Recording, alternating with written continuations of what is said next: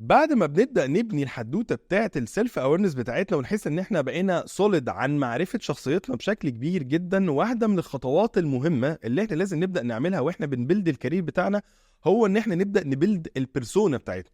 البيرسونا هو سيمبلي هي عبارة عن ايه؟ عبارة عن البيرسون براندنج. انت بتتعرف ازاي في مجال العمل اللي انت شغال فيه.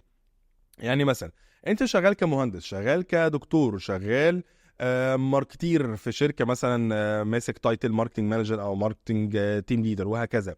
ايه الحاجه اللي بتميزك؟ ايه الحاجه لما الناس بتجيب سيرتك بيقولوا عليها ده محمد ده الحاجه ديت؟ هي دي اللي احنا بنسميها البيرسونا.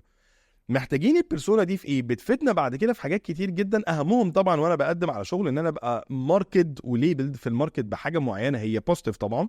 فبتبقى الحاجه دي بتساعدني بشكل كبير ان انا اقدر اتقبل في الشغلانه ديت، او حتى يتعمل عليا هيد هانت عشان انا معروف ان انا الكريتيفيتي بتاعتي عاليه، ديسيجن ميكنج قوي، محمد شاطر في الشغل. مثلا يبقى في شركه فيها ترانسفورميشن فعايزين كابابيلتي زي ديت عندنا في الشغل بتاعنا وهكذا. فمهم ان انت تكون بتبيلد البيرسونا بتاعتك ان هي ديت الحاجه اللي بتعمل لك الديفينيشن بتاع شخصيتك جوه الكوربريت او جوه الشركه اللي انت شغال فيها.